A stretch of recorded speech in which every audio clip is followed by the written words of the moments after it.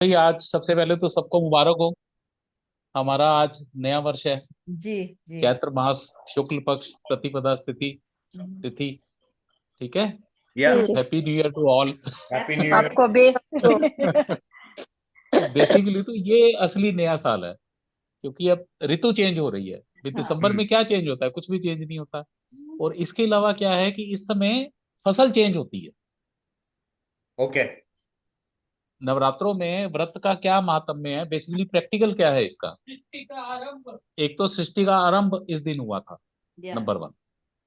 Number दो, जब फसल चेंज होती है तो भाई आपका सिस्टम जो है नई फसल को अब एक्सेप्ट करे, इसलिए 9 दिन उपवास रखा जाता है। सिर्फ फल खाए जाते हैं कि जिससे नया जो फसल आ रही है उसको आप अच्छे से उसके हिसाब से एडजस्ट कर लें, आपका शरीर। ये एक्लेमेटाइजेशन टाइप है। ओके। ठीक है। या तो ये ऐसे करके, और ये हमारा नया साल है। आज से शुरू है प्रतिपदा, आज पहली तारीख है उसकी। चैत्र मास शुक्ल पक्ष। ठीक है। ओके। तो आज ना, मैं पहले तो ले रहा था वो उसको, लेकिन फिर मुझे लगा कि आज ना माँ पे ही बात करते हैं। ठीक ठीक है। है, बहुत अच्छा। आज माँ पे ही बात करते हैं। तो आज माँ का पहला नवरात्र है, शैलपुत्री। शैलपुत्री है कि जब वो माँ ने दोबारा जन्म लिया हिमालय के यहाँ, तो वो शैलपुत्री कहलाई। ओके। शैल बने होता है पहाड़। हिमालय पुत्री हुई जब सती हो गई थी एक बार, तो उसके बाद जब दोबारा जन्म हुआ तो हिमालय के यहाँ पैदा हुई। हिमालय और उनकी पत्नी थी मैना, उनके यहाँ इन्होंने जन्म लिया। और कल फिर ब्रह्मचारिणी हो जाएगी। ये भी एक वो है, सीक्वेंस है। ओके। तो कल ब्रह्मचारिणी क्या होगी कि माँ ने फिर बड़ी सारी तपस्या करी जंगल में जाकर। तो शिव जी को पाने के लिए तपस्या की सर। तो उसमें ब्रह्मचर्य व्रत का पालन किया। तो बड़े लालच आए उनके पास भी, ये है वो है, शिव के लिए तो नंगा पंगा है, क्यों तुम मुझसे शादी करना चाहते हो, तुम्हारी शादी इससे करा देते हैं उससे करा देते हैं। लेकिन माँ अडिग रही। उन्होंने कहा नहीं भी, शादी तो मैंने शंकर से ही करनी है, सीधी सी बात। फिर तृतीय चंद्र घंटा ऐसे करके 9 की 9 जो है वो सबसे लास्ट में आती है सिद्धिदात्री, जो कि आपकी सारी इच्छाओं को पूर्ण करती है।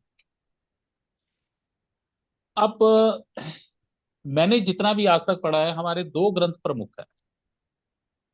सबसे पहला ग्रंथ है गीता, जो कि ज्ञान देता है, और विष्णु जी के अवतार श्री कृष्ण भगवान के मुख से निसृत हुई है।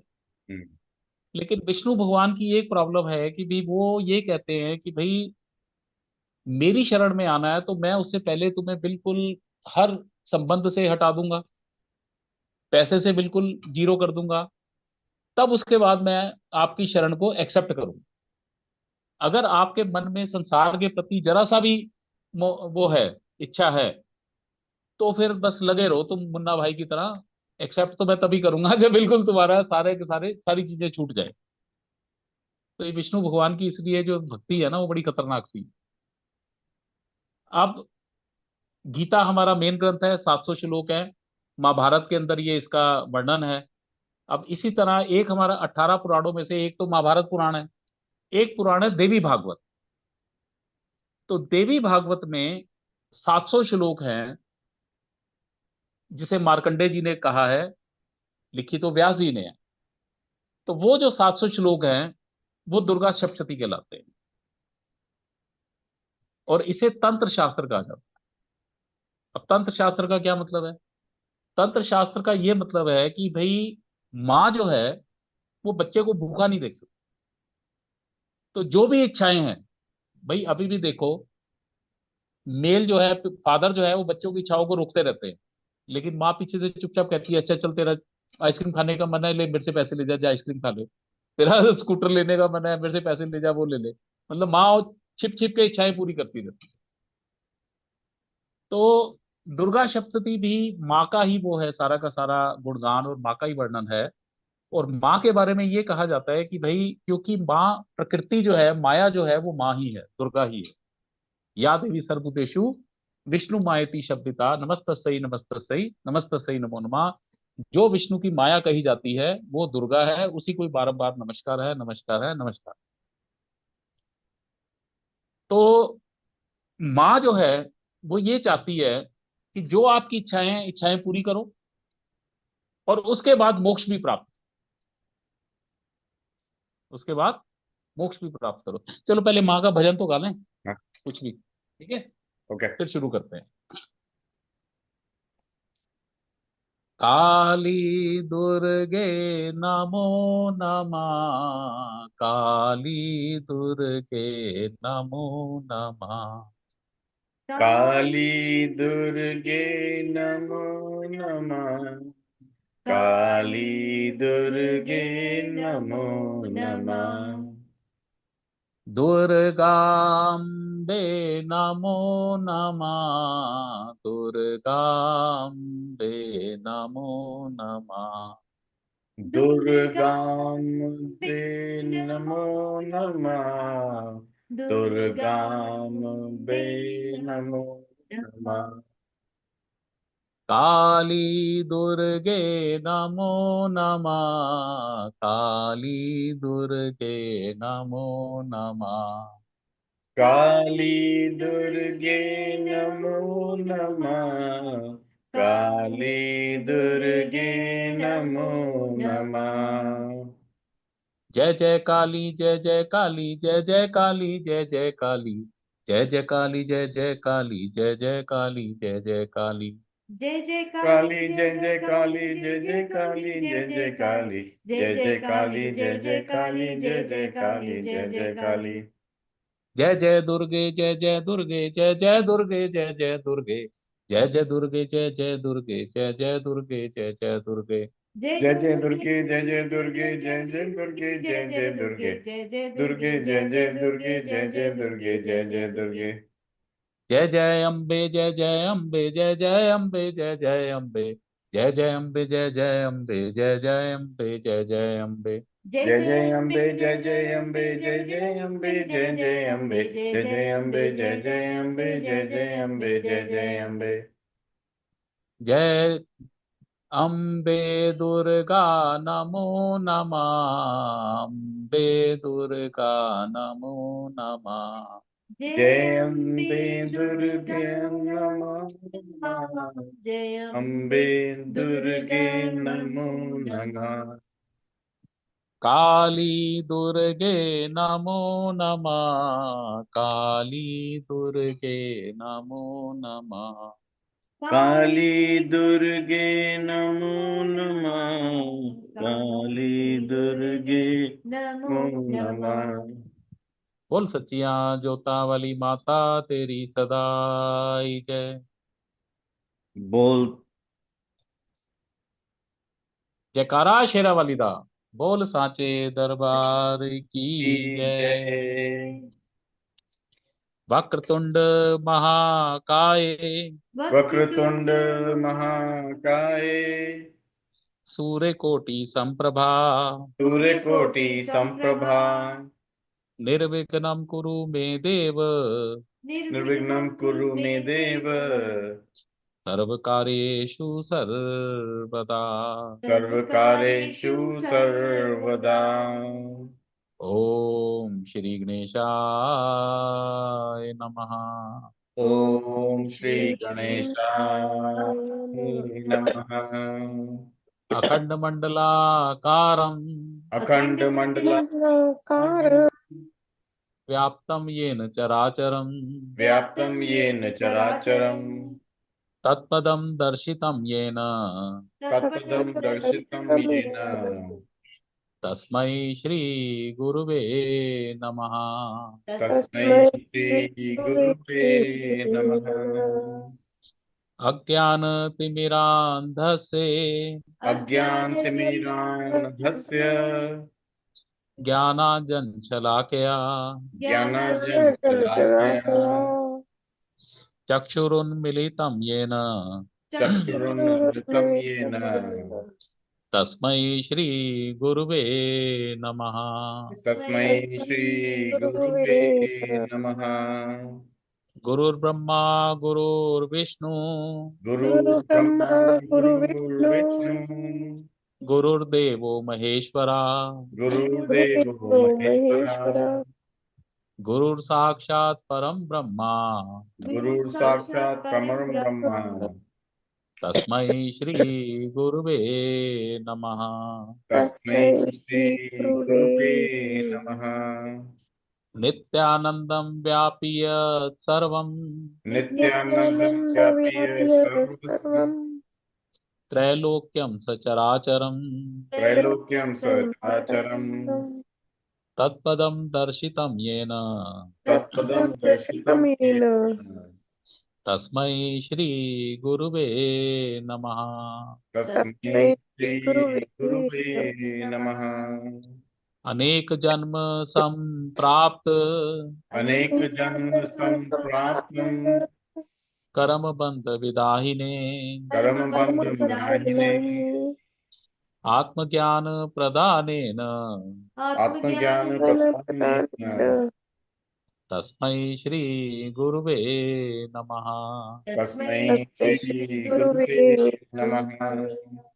मन्नाथ श्री जगन्नाथो मन्नाथ नाथ श्री श्री जगन्नाथ जगन्नाथो मद्गुरु श्री जगद्गुरु मद्गुरु श्री जगद्गुरु ममात्मा सर्वभूतात्मा ममात्मा ममात्मा सर्वभूतात्मा सर्वभूतात्मा तस्मै श्री गुरुवे नमः। तस्मै तस्मै श्री श्री गुरुवे गुरुवे नमः। ध्यान मूलम गुरोर्मूर्ति ध्यान ज्ञानमूलं गुरुमूर्ति पूजा मूलम गुरोपदम पूजा मूलं पूजामूलं गुरोपदम् गुरुपदम् मंत्र मूलम गुरोर्वाक्यम मंत्र मूलं गुरुर्वाक्यम् मोक्ष मूलम गुरो कृपा। मोक्ष मूलं गुरो कृपा। ओम श्री गुरुवे नमः। ओम श्री गुरुवे नमः। सर्वमंगल मांगल्ये सर्वमंगल मंगले सर्वमङ्गलमाङ्गल्ये शिवे सर्वार्थ साधिके शिवे सर्वार्थिके शरण्ये त्र्यंबके गौरी शरण्ये त्र्यंबके गौरी नारायणी नमोस्तुते। नारायणी नारायणे नमोस्तुते। नमस्ते। ओम जयंती मंगला काली ओम ॐ जयंती जन्ती मंगला मङ्गला काली काली भद्रकाली कपालिनी भद्रकाली कपालिनी भद्रकालिनी दुर्गा क्षमा शिवा धात्री दुर्गा क्षमा शिवा क्षमा धात्री धात्री स्वाहा स्वधा नमोस्तुते। स्वाहा सदा नमोस्तुते। नमोस्तुते। कर्पूर गौरम कर्पूरगौरम कर्पूरगौरं करुणावतारम करुणावतारं करुणावतारम संसार सारम संसारसारम संसारसारं भुजगेन्द्रहारम भुजगेन्द्रहारम भुजगेन्द्रहारं सदा वसंतम सदा वसंतम वसन्तं हृदयारविंदे हृदयारविंदे हृदयारविन्दे भवम भवानी भवं भवं भवानी भवानी सहितं नमामि। सहितं नमामि। नमामि। ओम नमः चंडिकाय। ॐ नमश्चंडिकाय। तो ना इसमें थोड़ा सा बेसिक पहले आप लोगों को मैं बता देता हूँ, ठीक है। गीता में भी हम जाते हैं तो वो ये कहते हैं अनन्य चिंतयन्तो माम ये जना पर्युपास्ते तेषाम नित्य युक्तानाम योग क्षेमम वहामी हम। अर्थात ये है कि जो अनन्य भाव से मेरी पूजा करता है उसके पास जो चीजें हैं उनकी तो मैं रक्षा करता हूँ, और जिस चीज की मेरे भक्त को जरूरत है उसे मैं प्रोवाइड करता हूँ। लेकिन इसे समझने की बात यह है कि भगवान आपकी केवल जरूरतें पूरी करते हैं, आपकी इच्छाएं पूरी नहीं करते। इसी तरह रामचरितमानस में जब जाते हैं तो वो जब वो आते हैं विभीषण जी, तब भी एक श्लोक आता है, मुझे श्लोक भूल गया है, मैं वैसे बोल देता हूँ, ममता सबके ताग बटोरी, शायद होगा मेरे पास यहाँ पे।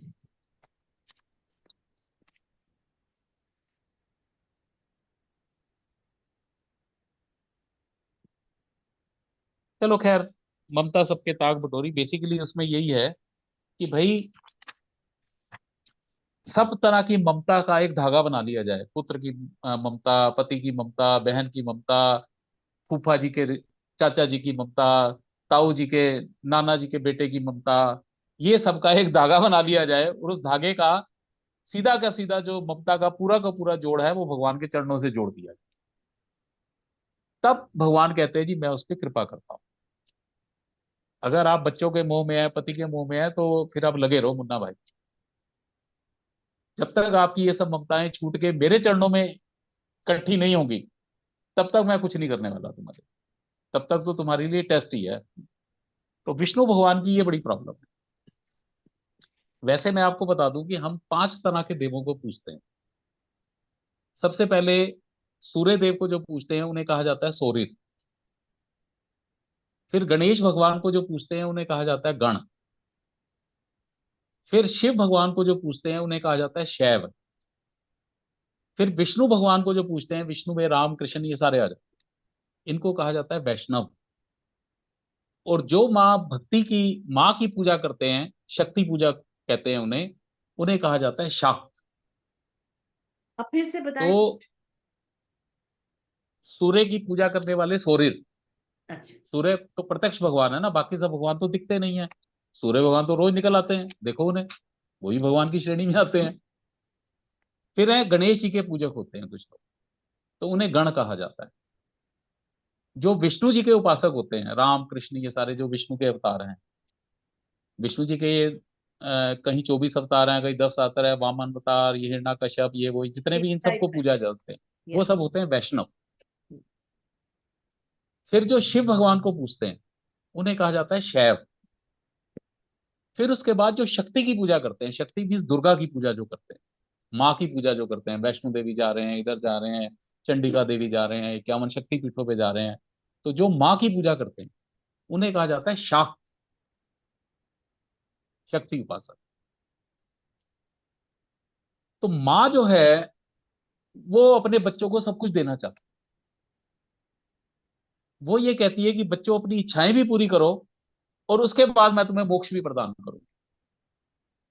ये सच्चाई है, जो माँ का साधक है उसके पास कभी कोई कमी नहीं रहती किसी चीज। मतलब he is always in abundance materialistic चीजों। लेकिन माँ ये भी कहती है कि माँ, हमारा गुरु ये चीज बताता था कि जब आप माँ की साधना करते हैं, करते करते करते करते आपके मन में मेटेरियलिस्टिक चीजों से अपने आप वैराग्य शुरू हुई। अपने आप आपके मन में मेटेरियलिस्टिक चीजों के प्रति वैराग्य शुरू हो जाता है। और जब आप पूर्ण वैराग्य प्राप्त कर लेते हैं अपनी इच्छा से, आप जबरदस्ती नहीं कर रहे अपने आप से, अपनी इच्छा से, तो माँ आपको लास्ट में मोक्ष भी प्रदान कर देती। और दुर्गा सप्तशती जो है ये तंत्रोक्त शास्त्र है, तंत्र विद्या है। एक मंत्र होता है, एक तंत्र होता है। मंत्र के तो विधान है कि भाई जैसे ओम नमः शिवाय आप 2 करोड़ बार करो तो शिव जी को आपके सामने प्रकट होना पड़ेगा। ये बात मैंने पहले भी कहा था कि जितने भी देवता लोग होते हैं ये मंत्र शक्ति से जुड़े होते हैं। ब्रह्मा जी का मंत्र करो, जो भी विधान है, विधि विधान करोगे, उस पर्टिकुलर उतने मंत्र अगर आप करोगे तो वो देवता को, चाहे आप असुर हो, चाहे आप राक्षस हो, चाहे आप इंसान हो, चाहे कोई हो, देवता को आपके सामने प्रकट होना पड़ेगा। और दूसरा विधान ये है कि जब देवता प्रकट होता है तो बिना वर दिए नहीं जा सकता। लेकिन यह विधान बड़े मुश्किल से हैं। मतलब 4 करोड़ मंत्र ओम नमः शिवाय करने के लिए पूरा जीवन ही बीत जाएगा, पता नहीं कितने जन्म लेने पड़ जाए। लेकिन अगर 4 करोड़ बार आपने ओम नमः शिवाय कह दिया तो शिव जी को आपके सामने आना ही पड़ेगा।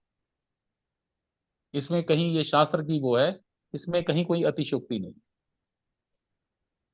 अब मंत्र के बाद है तंत्र शास्त्र।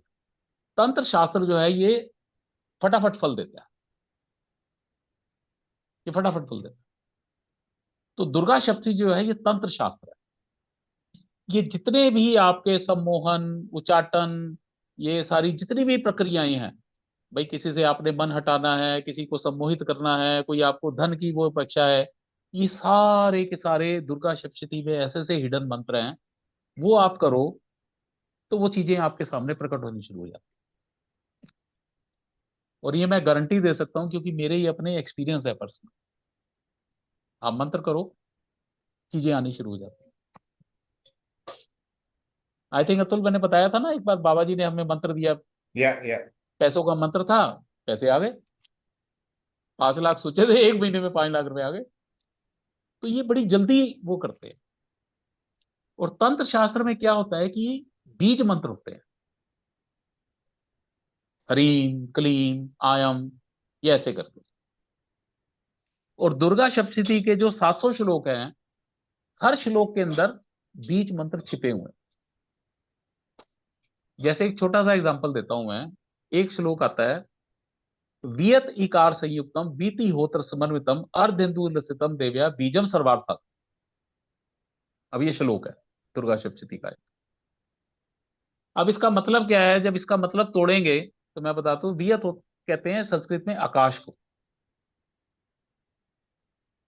आकाश को हम बीज मंत्र में हा भी कहते हैं। तो वियत ईकार संयुक्तम, वियत में आकाश में हा में ई की मात्रा लगाओ, ई का संयुक्तम जोड़ दो, क्या बन गया? ही। वीति होत्र समन्वितम, वीति होत्र कहते हैं अग्नि को। अग्नि का बीज मंत्र है रा, उसके नीचे रा लगा दो, क्या बन गया? हरि। अर्ध इंदु लसितम देव्या, इंदु मैंने चंद्रमा, आधा चंद्रमा ऊपर लगा दो। करते हैं ना ऐसे, कटोरी बना के चंद्रमा बना देते हैं ऊपर, हिंदी में। अर्ध लसितम, अर्ध इंदु लसितम, लसितम मीन्स ऊपर। ये जो बना हरी बना, इसके ऊपर आधा चंद्रमा लगा दो। देव्या बीजम सर्वार्थ, ये मां का ऐसा बीज मंत्र बन गया जो कि आपकी सारी इच्छाएं पूर्ण कर सके। तो क्या बना? हरीम।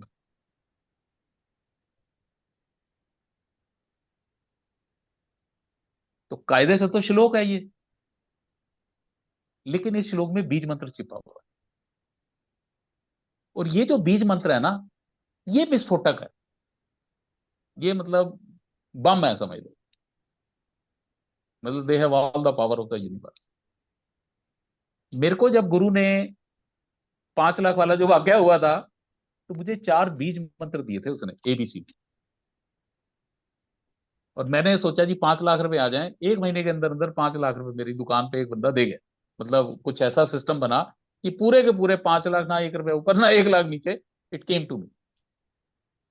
और गुरु ने मुझे ये भी बताया था, ये वो धन आएगा जो आपके प्रारब्ध के अलावा होगा। क्योंकि इंसान जब पैदा होता है वो अपना साथ एक प्रारब्ध लेकर आता है। उसका सारा टाइम टेबल फिक्स होता है। ये इसके दोस्त होंगे, ये इसके मित्र होंगे, ये इसकी पत्नी होगी, ये इसके दुश्मन होंगे, और इतना इसको धन आएगा, इतना इसे नुकसान होगा। ये सारी चीजें प्री डिटरमिनेट है। इसीलिए कहा जाता है पहले बना प्रारब्ध फिर मिला शरीर। शास्त्र ये कहता है पहले आपका पूरा टाइम टेबल बनता है, उसके बाद आपको शरीर दिया जाता है। लेकिन जब आपने बीज मंत्र करते हो या माँ की वो साधना करते हो, तो हमारे गुरु ने हमें ये बताया था भी ये मंत्र करोगे तो जो धन आएगा, जितना तुमने सोच मतलब मांगा माँ से, वो इस प्रारब्ध के अलावा है। तो बीज मंत्र जो है इतने विस्फोटक होते हैं। ठीक है। ज्यादातर शिव और शक्ति की उपासना इकट्ठे की जाती है, क्योंकि शिव को अर्धनारीश्वर कहा गया। और कहा जाता है शिव के अंदर जो छोटी की मात्रा है वो मां दुर्गा है, और वो शक्ति है। अगर वो हट जाए तो शिव शव बन जाता है। तो कहा जाता है भी शिव के पास अपना कोई पावर नहीं है। जब उसके साथ दुर्गा मिल जाती है तो उसमें शक्ति आ जाती है। शक्ति के बिना शिव अधूरा है, और शिव के बिना शक्ति भी अधूरी है। ऐसा क्यों कहा जाता है? क्योंकि शक्ति को एक आधार चाहिए। कौन धारण करेगा उसे? तो वो शिव ही कर सकते हैं। मैंने आपको बताया था शक्ति को कोई गर्भ भी धारण नहीं कर सकता। आप पूरी हिस्ट्री पढ़ लो। माँ राधा, उनके फादर थे वृषकेतु शायद, तो नाव चला रहे थे तो कमल के फूल के ऊपर एक बच्ची उन्हें मिली, तो उसे घर ले आए, वो राधा बनी। सीता माता, राजा जनक के यहाँ अकाल पड़ा, किसी ने कहा जी वो राजा जब हल जोतेगा तो अकाल दूर हो जाएगा। तो राजा जनक हल जोत रहे थे खेत के अंदर, तो खेत के अंदर उन्हें एक पड़ी हुई बच्ची मिल गई, वो उसे घर ले आए, वो सीता थी। तो कोई गर्भ में इतनी हिम्मत ही नहीं कि शक्ति को धारण कर सके। तो शक्ति हमेशा प्रकट होती है। ठीक है। या फिर हमने गीता में ये भी पढ़ा था कि भाई जीव कैसे बनता है। आत्मा तो आकाशवत है। आकाश से एक टुकड़ा माया के संसर्ग में आता है। माया क्या है? त्रिगुणात्मक, सतोगुण रजोगुण तमोगुण। वो तीनों जब उसको घेर लेती हैं, उस कण को, तो वो जीव उससे बनना शुरू हो जाता है। मतलब वो शिव से अलग हो गया कण। अब ये भी कहा जाता है जो ब्रह्मंडे सो पिंडे, ब्रह्मांड में जितना कुछ भी है आपके शरीर के अंदर वही है, पूरा अवेलेबल है। कहीं जाने की जरूरत नहीं है। आप ध्यान लगाओगे तो पूरा का पूरा ब्रह्मांड अपने शरीर के अंदर आप देख सकते हो। चंद्रमा भी देख सकते हो, लाख आकाश भी देख सकते हो, लाख पताल भी देख सकते हो, अपने अंदर ही देख सकते हो। तो साधना की उच्च की स्थिति है वो। जो जब साधक उच्च की स्थिति में आ जाता है तो उसे बैठे बैठे ही पूरा का पूरा ब्रह्मांड अपने अंदर ही दिखना शुरू हो। ठीक है। फिर मैंने आपको बताया था कि भाई जीव के ऊपर 5 शरीर होते हैं। आत्मा के ऊपर 5 आवरण है। सबसे पहला आवरण है अन्नमय कोश। जो भोजन कम खाते हैं उससे ये शरीर बनता है। जब आपकी मृत्यु होती है तो सिर्फ ये अन्नमय कोश छूटता है। 4 कोश अभी और हैं, 4 आवरण और हैं आत्मा के ऊपर, वो बचे रहते हैं। दूसरा है प्राणमय कोश, प्राण शरीर। तो इसीलिए कहते हैं ना, जब आदमी मर जाता है जिसके प्राण निकल गए। तो आत्मा के ऊपर दूसरा आवरण है, सबसे ऊपर है अन्नमय कोश, जो ये भोजन से बना शरीर। फिर है प्राणमय कोश, जो प्राणों से बना। गीता में भी ये भगवान ने कहा कि ये सिर्फ अन्नमय कोश छूटता है, बाकी तो इंसान ऐसे ही रहता है। ऐसे ही रहता है मीन्स वो चारों अभी उसमें लिपटा हुआ है। तो प्राणमय कोश में क्या होता है? उसमें 72,000 नाड़ियां होती हैं। आप जरा सा भी, थोड़ी सी भी ये साधना करें तो आप प्राण शरीर देख सकते हो। अपना भी देख सकते हो, लोगों का भी देख सकते हो। हमारा जो गुरु है, आज उसका 2 दिन का शिविर था दिल्ली में, मैं अभी आया हूँ शिविर करके, चाणक्यपुरी में था। तो वो ना कभी आपको ऊपर से नहीं देखता। वो देखता है, ऊपर नीचे देखता है, पूरा स्कैन करता है आपको। तो प्राण शरीर से आपकी क्या स्थिति है पता लग जाती है उसे। कितनी बीमारी है, कितना क्या है, क्योंकि बीमारी ये वो सारी चीजें पहले प्राण शरीर में आएंगी, फिर ये शरीर में आएंगी। इसलिए गुरु को पता लग जाता है भी अब 15 दिन बाद इसको, इसकी पेनक्रिया खराब होने वाली है, इसका या लीवर खराब होने वाला है। तो प्राण शरीर को स्कैन कर लेता है। तो उन 72,000 नाड़ियों में 3 नाड़ियां प्रमुख हैं, ईड़ा, पिंगला, सुषुम्ना। तो वो रीढ़ की हड्डी में होती है। ईड़ा पिंगला तो रस्सी की तरह चलती है, जैसे रस्सी लिपटी होती है, ऐसे एक दूसरे के साथ ऐसे ऐसे करके, ये ऐसे देख रहे हो, या हाँ। जैसे डीएनए का होता है। डीएनए की वो देखी ना शेप, हम्म, ऐसे करके वो दोनों होती हैं, एक ईड़ा एक पिंगला। एक होती है सुषुम्ना, वो इन तीनों में सीधी जाती है। तो ये भी बहुत बड़ा विज्ञान है। थोड़ा सा नटशल बता देता हूं मैं। ये जो हमारे प्राण हैं, ये या तो लेफ्ट नोस्ट्रिल से चलते हैं या राइट नोस्ट्रिल से चलते हैं। लेफ्ट नाड़ी जो है वो ईड़ा है, राइट नाड़ी पिंगला है। हो सकता है मैं नोमेनक्लेचर में थोड़ा इधर उधर हो जाऊं, लेकिन ये समझ लो एक तरफ ईड़ा नाड़ी है, एक तरफ पिंगला नाड़ी। एक नाड़ी को सूर्य नाड़ी कहा जाता है, एक नाड़ी को चंद्र नाड़ी कहा जाता है। तो जब सांस चंद्र नाड़ी से चलता है तो आपको अंदर ठंडक महसूस होती है। जब सूर्य नाड़ी से चलता है तो आपको अंदर गर्मी महसूस होती है। आपको अगर गर्मी महसूस हो रही है तो आप लेफ्ट नोस्ट्रिल से सांस लेना शुरू कर दो, आपको अंदर ठंडक हो जाएगी। आपको अंदर ठंडक लग रही है, आप एक साइड से बंद करके राइट से लेना शुरू कर दो सांस, तो आपको अंदर गर्मी होनी शुरू हो जाएगी। और जब सांस अलग अलग नाड़ियों से चलता है तो मन जो है ये इधर उधर की सब दौड़ता रहता है। लेकिन अगर प्राण जो है वो बीच की नाड़ी से चले, श्वास जो है सुषुम्ना के अंदर जाके चले, तो आपका मन स्थिर हो जाता है। ये साइंटिफिक फैक्ट है, योगा का फैक्ट। इसलिए जब भी गुरु लोग आपको साधना कराते हैं तो सबसे पहले अनुलोम विलोम कराते हैं, अभी 10 बार यहां से सांस लो, 10 बार लेफ्ट से सांस लो। उसके बाद क्या होगा कि सांस आपकी दोनों नौसरी से चलना शुरू हो जाए। जब दोनों नौसरी से सांस चलना शुरू हो जाएगा तो वो समझो सांस वो है, प्राण जो है वो आपका सुषुम्ना नाड़ी से ऊपर नीचे हो रहा है। सुषुम्ना नाड़ी, ईड़ा पिंगला सुषुम्ना, तीनों नाड़ियां आपकी बैकबोन के अंदर है। ये पिट्यूटरी ग्लैंड है पीछे, पिट्यूटरी कहते हैं, क्या कहते हैं, हाँ शायद पिट्यूटरी, पिट्यूटरी से लेकर और नीचे जो बेस है इसका, बैकबोन का, उसके बीच में ये तीनों नाड़ी हैं। तो जब सुषुम्ना में प्राण लगता है तो आपका मन स्थिर हो जाता है, मन भागता नहीं अभी अभी।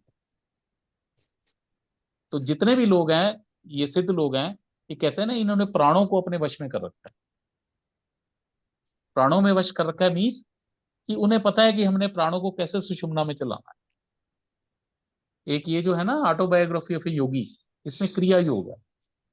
क्रिया योग यही है कि आपने जब सांस लेनी है आंखें बंद करके, तो आपने ये सोचना है कि सांस मेरा रीढ़ की हड्डी से ऊपर नीचे जा रहा है,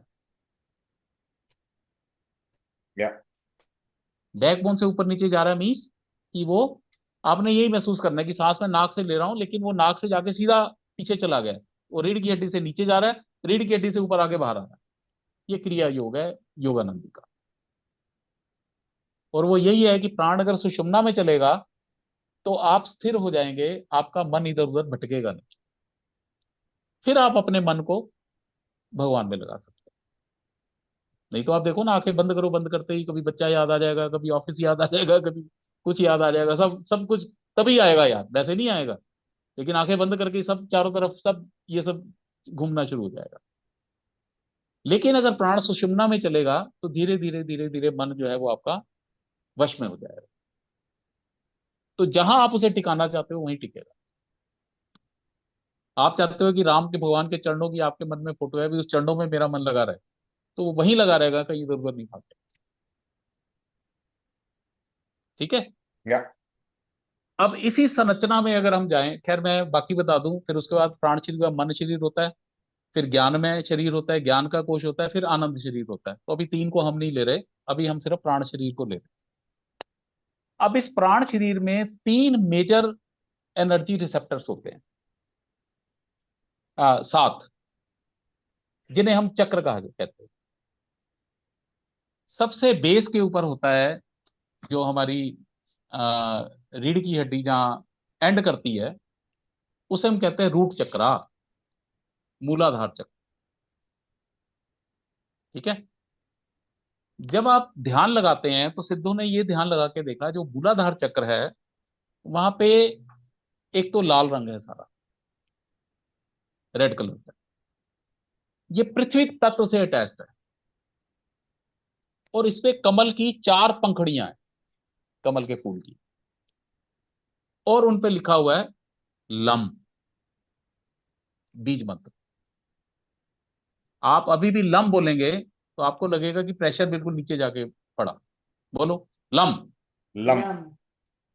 एकदम ऐसे लगेगा जहां से आ, वो क्या है वो, विंड पास होती है, वहां पे प्रेशर पड़ा सीधा जा। तो अगर आप इस मूलाधार चक्र को सिद्ध कर लेते हैं तो आप यहाँ बैठे बैठे इस पृथ्वी लोक पे कहीं भी, मैं अपने घर पे बैठा देख सकता हूँ कि अतुल अपने घर में क्या कर, ये पृथ्वी तत्व से कनेक्टेड। फिर इसके बाद हमारी नाभि है जो नेवल, और ये जो मूलाधार चक्र है, इसके सेंटर में दूसरा चक्र आता है स्वादिष्टान चक्र। ये जो है ये नारंगी रंग का होता है, और इसके अंदर 6 पेटल्स हैं कमल के फूल की। और इसका जो मंत्र है, बीज मंत्र है, इसे कहते हैं वम। वम कहोगे तो यहां चोट पड़ेगी, तुम्हें महसूस होगा कि हवा यहां तक गई। ये जो है आपका पितृलोक से कनेक्टेड। अगर ये स्वादिष्टान चक्र आपका सिद्ध हो जाए वम वम कहते कहते, तो आप पितृलोक पर आ जा सकते हैं।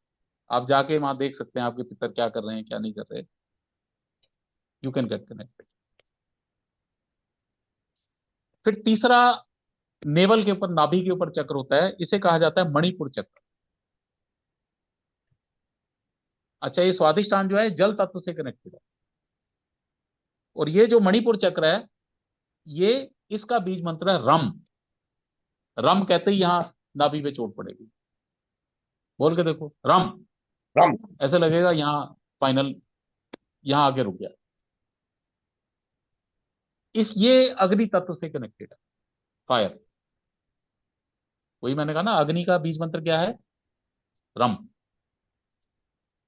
फिर उसके बाद चौथा चक्र आता है हृदय चक्र, इसे हार्ट चक्र भी कहते हैं, और हिंदी में अनाहत चक्र कहते हैं। इसका बीज मंत्र है यम। जोर की बोलो, यम। लगेगा यम। यहां पे यम आके रुक गया है।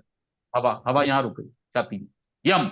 यम। यम अब नीचे नहीं गई वो, यहां तक रुकी। यम। ये यम। बड़ी साइंटिफिक चीजें हैं यार।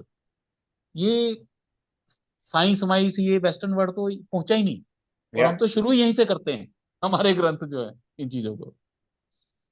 और ये जो है अनाहत चक्र,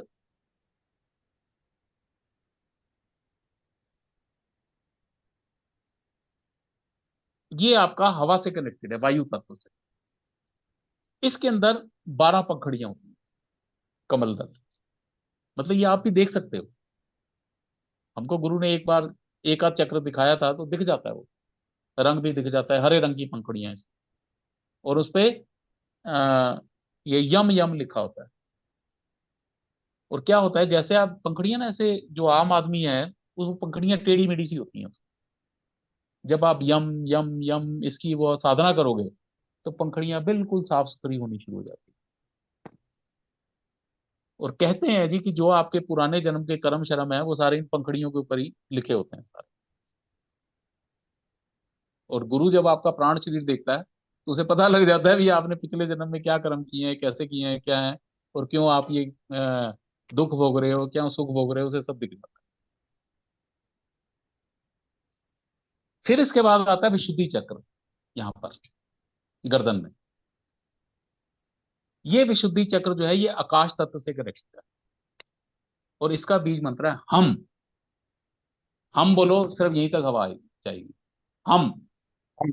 हम बोलो, देखो। हम। हम हम।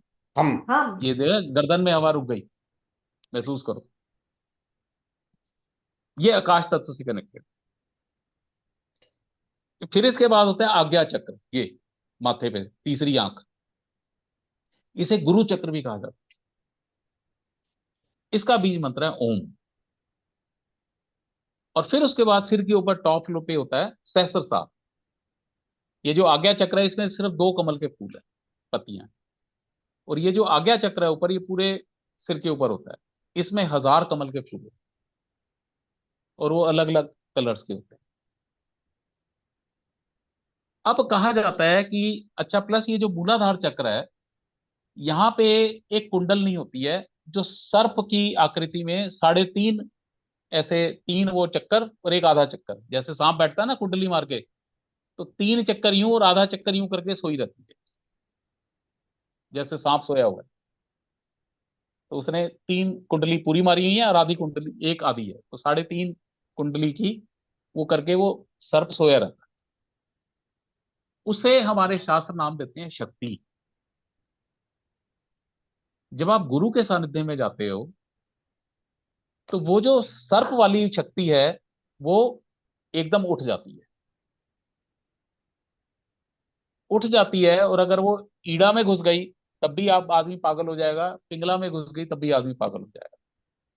इसलिए कहते हैं कुंडलनी साधना हमेशा गुरु के सानिध्य में करनी चाहिए। तो बड़ी एकदम खुंदक में वो सांप उठता है, क्योंकि वो सोई हुई शक्ति है।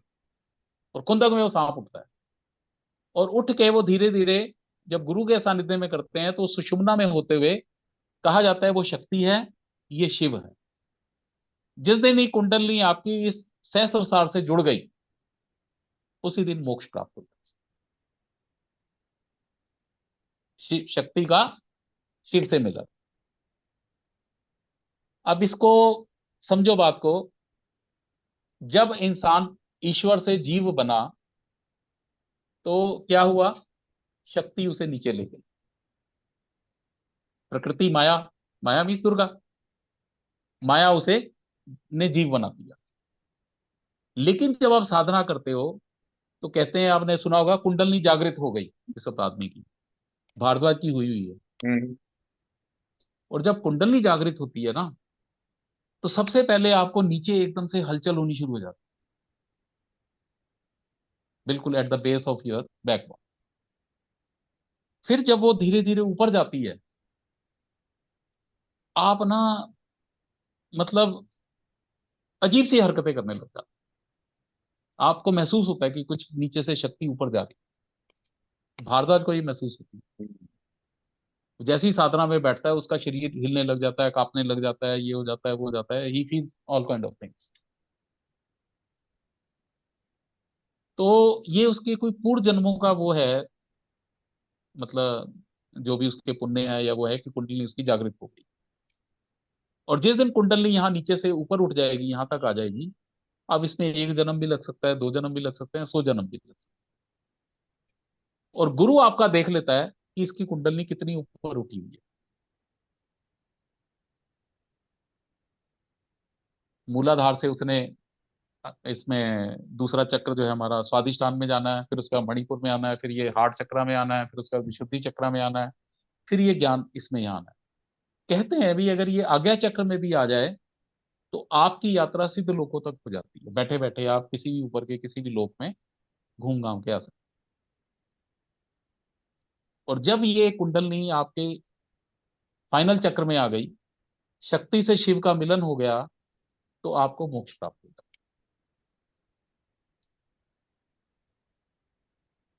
तो ये कुंडलनी का रहस्य भी मैंने आपको बता दिया है। एक ऊपर ऊपर आइडिया आपको दे दिया कि वो है क्या। और ये कोई मुश्किल नहीं है, अगर सिद्ध गुरु कोई आपके जीवन में आ जाए तो ये सारा आपको एक्सपीरियंस करा देता है। हमें शिवानंद बाबा जब साधना कराते थे, तो जैसे 100 लोग बैठे हुए हैं, तो जिसकी कुंडली जागृति हो जाती थी, वो उसके मुंह से अजीब सी आवाजें निकलती थी, मतलब ना वो जी हॉरर शो टाइप बन जाता था पूरा का पूरा हाल। कोई बंदा बंदर की तरह गलोटियां मार रहा है, कोई कुछ कर रहा है, कोई कुछ कर रहा है। तो इट इज नॉट इजी। और कई दफा आदमी किताबें पढ़ के कुंडली जागरण करने की कोशिश करता है, वो अल्टीमेटली उनकी परिणति पागल होने में हो जाती है, पागल हो जाते हैं, विक्षिप्त हो जाते हैं। क्योंकि जब कुंडली जागती है तो वो इतनी फोर्स से जागती है कि भाई वो फिर बस ऊपर की तरफ उठना चाहती है। गुरु तो उसको सुषुम्ना में डाल देगा। गुरु अपनी शक्ति से उस कुंडली को सुषुम्ना नाड़ी से ऊपर तक लाता है। लेकिन आम आदमी अपने आप से तो या वो ईड़ा में चली जाएगी या पिंगला में चली जाएगी, जैसे ही ईड़ा पिंगला में जाएगी, आदमी पागल हो जाएगा। और ऐसे मैंने बहुत से केस देखे हैं जो कुंडली जागरण कर रहे थे और उसके बाद पागल। तो तंत्र साधना, ये सारी तंत्र साधना के अंडर आती है, ये आसान नहीं है। मतलब इसमें डर बहुत है। या किसी गुरु के सानिध्य में कर रहे हैं तो सब बढ़िया है, कोई फुद्दू गुरु के सानिध्य में कर रहे हैं तो वो भी आपको बर्बाद करते हैं। It has to be real real real सिद्ध गुरु।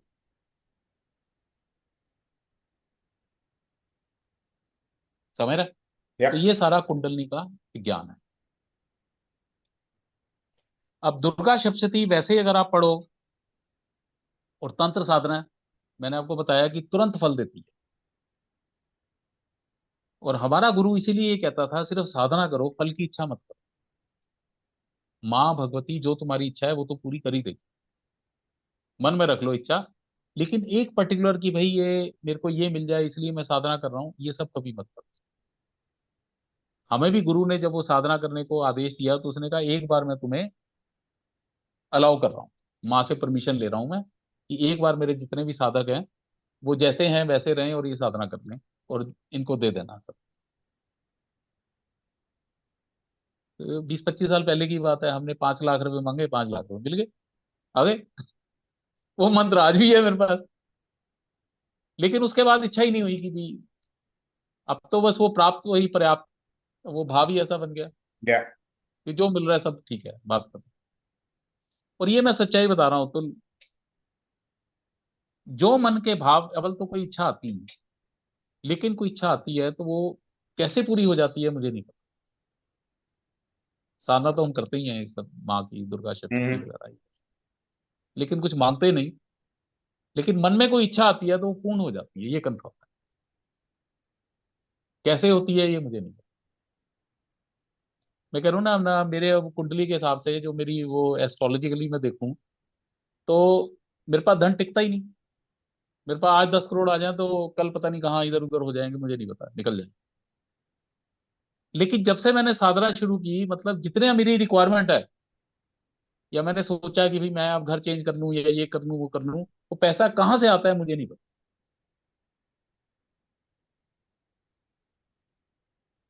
छोटा सा एक और एग्जांपल दूंगा कि मैंने घर बनाना था, घर पुराना हो गया, पैसे थे नहीं बिल्कुल। तो एक दिन क्या हुआ, वो गाड़ी खड़ी थी और नीचे से वो प्लास्टर ही टूट गया, वो पार्किंग का, और वो गाड़ी के ऊपर सारा प्लास्टर, और गाड़ी सारी वो डैमेज हो गई। अब मुझे लगा यार माँ मेरी घर पे रहती है, कल को कहीं उनके प्लास्टर वस्टर गिर गया कुछ हो गया तो सारी दुनिया मेरे पीछे पड़ जाएगी कि ये क्या करा तुमने, घर भी नहीं बनवाया अपना। और चांस की बात है कि वो पैसे उस टाइम थे नहीं। तो बस उस टाइम फिर मैंने माँ से प्रार्थना की, पूजा पाठ तो हम करते थे कि माँ अब ये कराओ इसका कल्याण। कैसे घर बन गया, कैसे पैसे आ गए, अगर मैं तुझे बताऊं तो खुद हैरान हो जाए। मतलब ये जनवरी की बात है, तो 2 महीने में अचानक एक मेरे को आर्किटेक्ट मिल गया। तो किसी ने बताया जी आर्किटेक्ट है बड़ा अच्छा, तो मैंने कहा चलो नक्शा तो पास करा ही लेते हैं। तो 1 महीने में नक्शा पास करा लिया। मुझे आज भी याद है, 25 मार्च को नक्शा मैंने पास करा। तो करा के मैं सोच रहा था भी नक्शा पास में तो ज्यादा लगे नहीं पैसे, वो इतने पैसे तो थे ही, नक्शा वक्शा पास हो गया, अभी आगे कैसे होगा। तो इतने में ना एक आदमी आ गया एक दिन मेरे पास, 27 को आया, 27 मार्च को, आज भी मैं बता रहा हूँ। नमस्ते जी, मैंने कहा नमस्ते जी। तो कह रहा जी मैं, बगल में हमारे पीएनबी बैंक है, कह रहा जी मैं पीएनबी का मैनेजर हूँ। मैंने कहा जी आओ बैठो, चाय शाय पिलाते हैं आपको। कह रहे हैं हाँ चाय पीनी है आपके यहाँ। मैं, पियो जी। मैंने कहा जी बताओ हुक्म करो। कह रहे जी कोई लोन वोन चाहिए हो तो दसो। मैं कहा जी लोन तो मुझे चाहिए घर बनाने के लिए, लेकिन मैं आपसे नहीं लूंगा। कह रहे क्यों। मैंने कहा जी आप सरकारी बैंक हो, मुझे तंग बड़ा करोगे, ये लाओ कागज वो कागज ला लो, मैं इतनी मेहनत नहीं कर सकता। और उसमें नराते शुरू हो चुके थे। तो कह रहा जी ਤੁਹਾਡੀ रिटर्न हैगी है, मैं क्या हाँ। नक्शा नुक्शा हैगा, है, वो मेरी दराज में पड़ा था नक्शा। मैंने निकाला, रिटर्न भी थी मेरे पास पुरानी रिटर्न, मैंने अंजलि की अपनी थी, अंजलि की थी, साथ में उसे नक्शा दे दिया। तो अगले दिन सवेरे उसका फोन आया, कह रहा जी एक ना एस्टिमेट बना दे। मैं कहा जी आपने तंग करना शुरू कर दिया ना। कह रहा अच्छा अच्छा अच्छा चलो छड्डो। मैं कहा ठीक है। तो नवरात्रे में हम देवी पूजा करते ही हैं, पूरा दुर्गा शक्ति का हवन शवन करते थे हम उस टाइम पूरा। तो 31 को आ गया फिर, नमस्ते जी, मैं कही नमस्ते जी। कह रहे चाह पिलाओ, मैं कही चाह पियो। कह रहा जी ये मैं ਤੁਹਾਡਾ लोन सैंक्शन करता है। कोई उसने भाई साहब मेरे से कागज नहीं मांगा, कोई कुछ नहीं। मैं कहा जी कितना हैगा, कह रहा 42 लाख करता है। मैं कहा जी वेरी गुड। कह रहा जी हम साइन करन ते आ जाओगे बैंक। मैं कहा हाँ आ जाएंगे, लेकिन अभी नराते चल रहे हैं, 6 अप्रैल तक है, 7 को आऊंगा। कह रहा अच्छा चलो 7 को आ जाना। अच्छा इन बिटवीन ना मुझे एक बिल्डर मिल गया, उससे मेरा तय हो गया अभी 1 करोड़ 10 लाख रुपए में मेरा स्ट्रक्चर बना देगा। तो मैंने कहा तोड़ के स्ट्रक्चर बनाए तब तक ये, और फिर इंटीरियर करा लेंगे, देखेंगे। अब महीना एक हुआ तो एक दिन फिर आ गया वो। मैंने कहा चलो 42 लाख तो है, इसने कौन सा एक दिन में खर्च करने हैं। मैंने उसे वो 1 10 में सौदा भी कर लिया, स्ट्रक्चर भी बनाना उसने शुरू कर दिया, तोड़ना ताड़ना। तो एक आध महीने बाद वो फिर आया, कह रहा जी मैनू तुसी साइट विजिट नहीं कराई, और मैंने वो चेक काटने शुरू कर दिए लोन में से। मैं कहा जी चलो। मैंने उसे गाड़ी बैठाया, अपने घर लाया, तो घर उसने देखा नीवे में पड़ गई थी तब तक। कह रहा जी ये तो बड़ा बड़ा प्लाट है। मैं कहा हाँ। कह रहा जी ये 40 लाख की होएगा। मैं कहा जी जिਵੇਂ ਰੱਬ ने ਤੁਹਾਨੂੰ भेजे हमें किसी और ਨੂੰ भेज देगा। कह रहे नहीं नहीं तुसी रिटर्न दोबारा भरती, 31 मार्च के बाद मैंने अप्रैल में रिटर्न भी दोबारा भर दी थी। कह रहा मैंने कापियां दो रिटर्न दिया अपनी। मैं कहा ठीक है जी। पंजाबी था, इधर का ही, होशियारपुर का था। वो कापियां दी, चौथे दिन 72 लाख रुपए और सेंक्शन करती थी।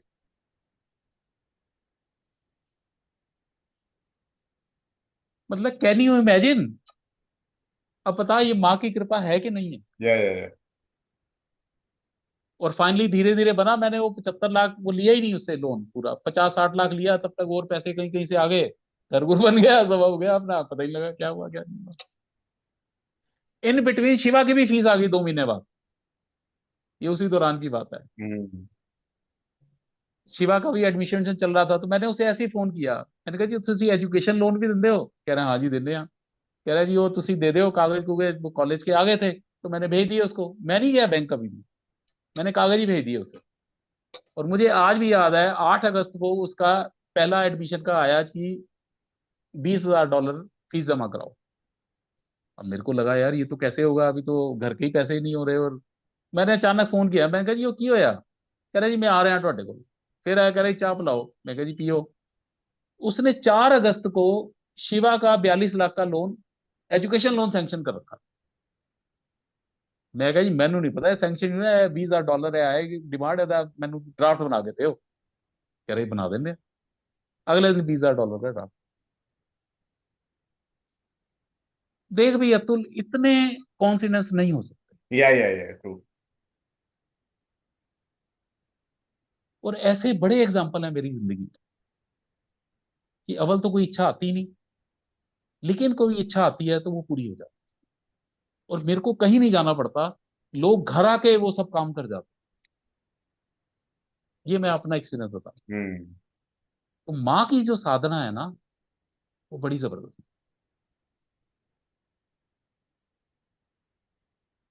माँ की साधना, बस ये है कि आप नियत साफ रखें, गलत नियत से ना कि भी इसका नुकसान हो जाए, इसका ये हो जाए। ये सारी चीजें इसमें हैं। और ये सारी शक्तियां होती हैं, डाकनी शाकनी, ये वो जितने भी हमने कभी पढ़ी हुई हैं, ये सारी चीजें हैं। यक्ष समाज, यक्षिणी समाज, मैंने यक्षिणी देखी एक बार। एक बार गुरु हमारा ना वो ऋषिकेश से ऊपर ले गया कहीं एक जगह, तो बियाबान जंगल, तो जंगल में एक बड़ा सा पेड़ था वट वृक्ष, वो नीचे हो गया। कह रहा है यार यहाँ ऊपर यक्षिणी है। तो हम 7-8 लोग थे उसके साथ। कह रहा है चलो तुम्हारी आज यक्षिणी से मुलाकात कराते हैं। तो वहीं उसने हमें पेड़ के नीचे बिठा दिया और आंखें बंद करके उसने कहा, आंखें मत खोलना। मैं कहा, ठीक है। तो हम बैठ गए, भाई साहब बंदा नहीं बंदे की जात नहीं। थोड़ी देर बाद क्या हुआ, हमें ऐसे लगा पीछे से ना छन छन की आवाज आई, जैसे किसी ने घुंघरू पहने। तो ऐसे एक साइड से आ रही है छन छन छन, और हमारी पीठ के पीछे, और दूसरी साइड से जा रही है। तो यार मेरे से तो रुका नहीं गया, मैंने तो ना आंखें खोल के देखा। तो मैंने देखा कि भी एक लेडी ना जा रही है उधर, बड़े सुंदर कपड़े पहने हुए हैं, सोने गहने पहने हुए हैं उसने, ये वो, पीठ दिखाई दी मुझे उसकी, लाल रंग की बड़ी सुंदर साड़ी है वो, और वो जा रही। तो गुरु को पता लग गया, उसने कहा मेरे को भी ये गड़बड़ करते हो तुम। तो फिर उसने कहा कि ये यक्षिणी। फिर उसने उसका नाम भी बताया, स्वर्णावती यक्षिणी। तो फिर हमने पूछा, हमने कहा जी ये यक्ष यक्षिणियाँ क्या करते हैं? तो फिर उसने उसका भी जवाब दिया। उसने कहा जो हिमालय के अंदर ये सारे जो साधना वाधना करते हैं, इनके खाने पीने के इंतजाम की जिम्मेवारी इनकी। तो जब सिद्ध लोग कंदराओं में बैठ के, मतलब उन्हें भूख लगती है, तो कंद मूल फल वगैरह ये लाके उनके यहाँ रख के चले जाते हैं। मतलब ये सब बड़ी अमेजिंग चीजें हैं यार। या but I have seen this,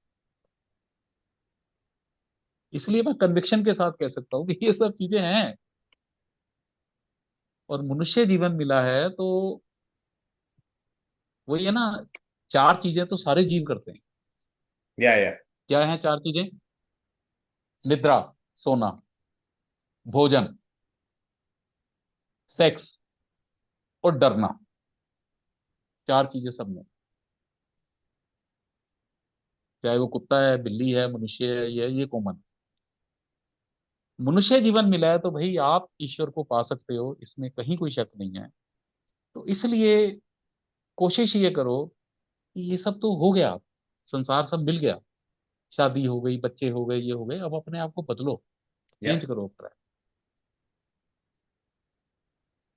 मुझे बता देना जब खत्म करना है, इशारा हाँ कर टाइम दूंगा। आज वीकेंड 12 बज गए तो 12 बज गए तो बाकी फिर अगले हफ्ते। क्या। मैं फिर दुर्गा सप्तशती में जो 700 वो इसमें 13 अध्याय हैं, 700 श्लोक हैं।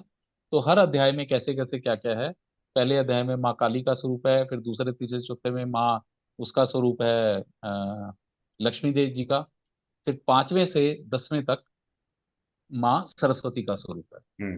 और कालांतर में बड़े बड़े दैत्य हुए, फिर दैत्यों का वध किया उन्होंने, और फिर उसके बाद उन्होंने आशीर्वाद दिया। और वो मंत्र ऐसे हैं कि आज भी वो मंत्र अगर आप करो तो सारी चीजें सफल हो। हर चीज का अलग मंत्र है। आपको कोई रोग है, रोगानुशेषण पाहम तुष्टा, वो भी है उसमें। कोई आपको तंग कर रहा है, उसका भी मंत्र है। ये सारे मंत्र हैं इसके अंदर प्रकाश। और फिर हमारे एक शिवानंद बाबा थे, तो उन्होंने 700 के 700 हमें बीज मंत्र निकाल के दिए। तो मुझे अगर दुर्गा सप्तशती का पाठ करना हो तो मेरा 20 मिनट में हो जाए। तो मैंने वियतिकार संयुक्तम बीती और इतना इतना बड़ा श्लोक नहीं पढ़ना, मैंने सिर्फ बोलना है रीम, हो गया। तो ऐसे 700 बीज मंत्र हमें गुरु ने निकाल के दिए। तो अगर हम वो सिर्फ 20 मंत्र करते हैं, 20 मिनट में पूरी दुर्गा सप्तशती हमारी पूर्ण हो। ठीक है, तो कंटिन्यू करेंगे। अभी अगले में भी नराता चलेगा। ठीक है। बहुत कोई इंटरेस्टिंग, क्वेश्चन हो बहुत तो ही पूछते रहना साथ साथ। ठीक ठीक है। बहुत बहुत इंटरेस्टिंग था। अलका भाभी, आपकी शक्ल चुकल नहीं दिख रही मुझे। नहीं, मेरी तबीयत ठीक नहीं है, इसलिए नहीं शक्ल दिखाई दे तो रही। तभी ये ठीक है, तो मुंह क्यों छुपा लिया? नहीं, बिल्कुल हिम्मत नहीं है, बहुत बुरी हालत। दिखाने लायक नहीं है अभी। अच्छा, चलो कोई बात नहीं। इसलिए आज छुपा रखा है। बोला नहीं। जय जय माता दी। जय माता दी। जय माता जय दी। माता दी। पर बहुत चलो फिर इंटरेस्टिंग नेक्स्ट वीक था। इसे हाँ। कंटिन्यू करेंगे। ठीक है। बहुत तब भी बहुत नवरात्रे अच्छा चल रहे होंगे। स्टार्टिंग ऑफ नहीं, नवरात्र बेसिक बहुत नॉलेजेस अच्छा। हैं जो आपको आनी चाहिए, पता होनी चाहिए। या हाँ, भाई हमें आज यही नहीं पता हमारे क्या ग्रंथ है, हमारे क्या वो है, क्या कह रहे हैं।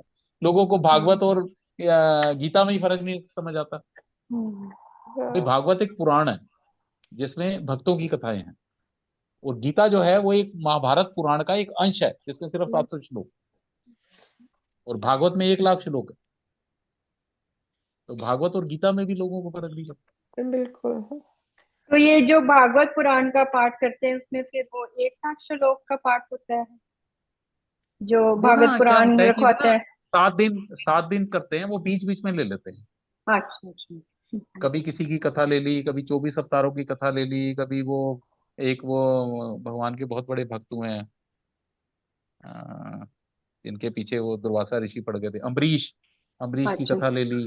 कभी वामन भगवान की कथा ले ली, तो वो उसमें बीच बीच में से लेके 1 हफ्ते के अंदर पूरी कर देते हैं। पूरी कर भाई आप देते हैं। भी हाँ 1 हफ्ते से ऊपर जा नहीं सकते, तो बीच बीच में वो सारा वो, हाँ, लोगों का टाइम का है। 1 हफ्ता भी जी। करा या ले तो वो भी बड़ा वही धन्य है, बहुत है अब सीधी तो। सी हाँ बात है। जी, अब तो वो बिल्कुल ही बहुत, हाँ। हाँ। अच्छा, चलो ठीक है, ठीक इसको है। फिर आज यहीं खत्म करते हैं। ठीक। बहुत अगले बहुत हफ्ते। बहुत इंटरेस्टिंग था। हाँ। चलो चलो जी। ओके। ठीक है, ओके, ओके। जय Shri Ram. Okay, thank you. जय माता दी। जय माता जय दी। माता दी। जय माता दी।